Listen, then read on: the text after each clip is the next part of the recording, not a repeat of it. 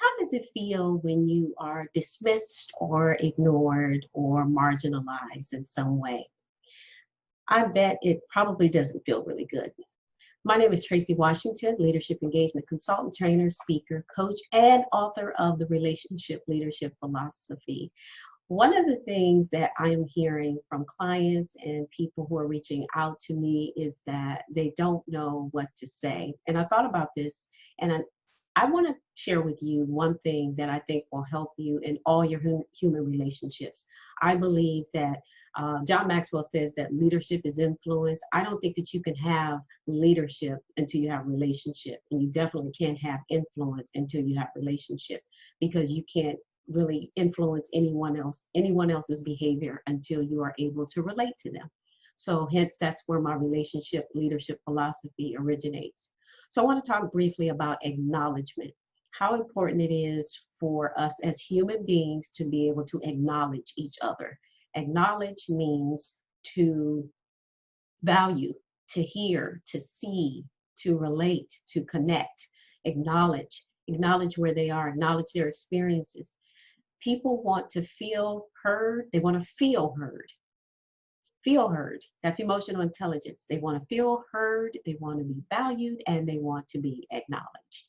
When people are ignored, they feel that they don't matter. This is why the Black Lives Matter movement is so powerful right now, because a race of people have felt ignored. Their cries have been ignored. And so you are undoubtedly working with Black people in your organization, and you probably don't know what to say, how to say it, because race and culture are those taboo subjects we were taught never to talk about in the workplace. But now we have to talk about it. The movement is here. The movement is not going away. So we have to find new ways to deal with it, just like we have to deal with all these other things that are happening in society right now with COVID-19 and pandemics and all of these interesting phenomena that are happening this year. So how are you to create conversations? You first have to acknowledge. And I'm going to tell you one thing that I find to be very, very helpful when you are talking with someone, especially people who have been through trauma. I'm sorry that happened to you. I'm sorry you're going through this. I'm sorry. I'm sorry has powerful, powerful implications on how people respond. Some people just want to be seen, like, you see my hurt, you see me, and that's it. They want to know that you saw what happened to them and that you empathize with that and that you are sorry that they are hurting.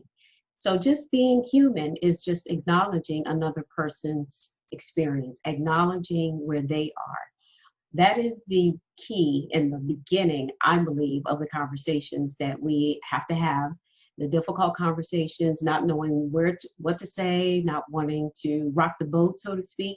But we do have to make sure that we have these conversations. We can't be silent and just think that things will be okay, because in this case, I don't think that they will be. So why don't we just start with being human? Just acknowledge each other. Vulnerability, it takes vulnerability to do that, to be able to acknowledge someone else. So I am advocating for acknowledgement as one of the crucial first and foundational steps to having these difficult conversations at work in order to relate to your workers and your people and your coworkers. This even works with people outside of your work. If I can help, my name is Tracy Washington. My website is www.getrelationship.com. There is a resource on the website. Let's talk about race. Just some practical things that you can do to begin to create the environment, the psychological safety to have the conversations. If I can be of service, would love to be able to help. Let's connect. Talk soon.